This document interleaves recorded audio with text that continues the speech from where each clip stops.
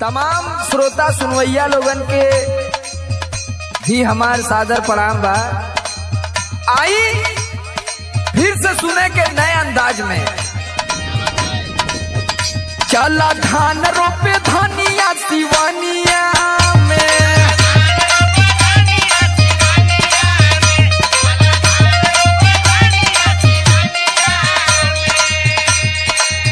मजा लूटल जाई सावन के बादरिया में, मजा लूटल जाई रिम झिम पनिया में। चला धान रोपे धनिया सिवानिया में।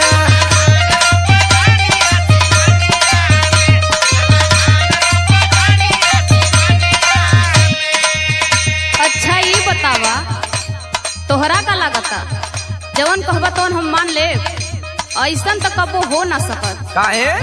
है सुना, नैहर रखली न पाओ कबो पनिया में। सरकार तू फर्श पे चलत रहलू।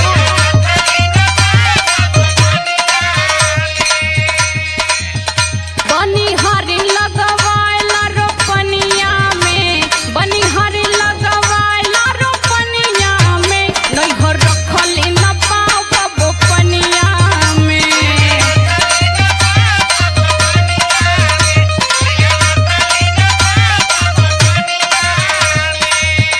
अच्छा तो ये बतावा का कि हमहन का सगरी कमाई है खेती किसानी है ना, हम कौनो सरकारी नौकरी करत थी?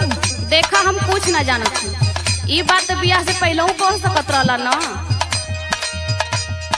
सगरी कमाई मोर ई है बा किसानिया।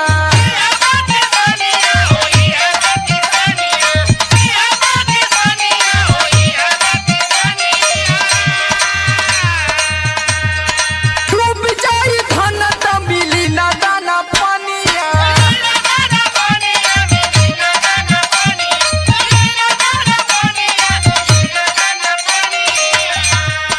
सारा कुछ यही के ऊपर चलत है ना, तो हमनी के काम ना कैल जाई, खेती बाड़ी ना कैल जाई तो कैसे चली?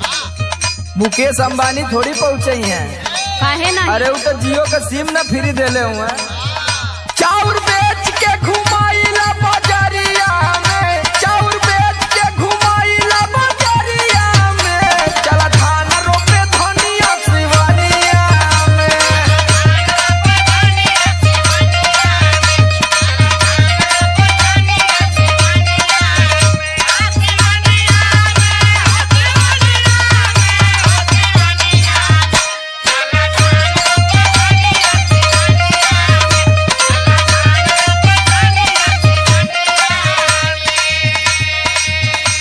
देखा, अब तू चाहे चाउर बेचा और चाहे पूरा घर का खर्ची बेच दा, हमार बाऊ तोहरा के इतना कम पैसा नहीं खे देले कि हम ऐस ना करी।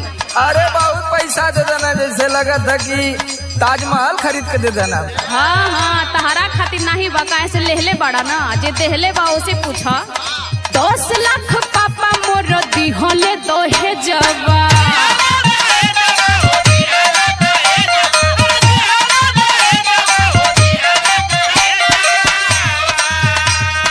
तब ससुरार में जुड़ाइल न करे जवा।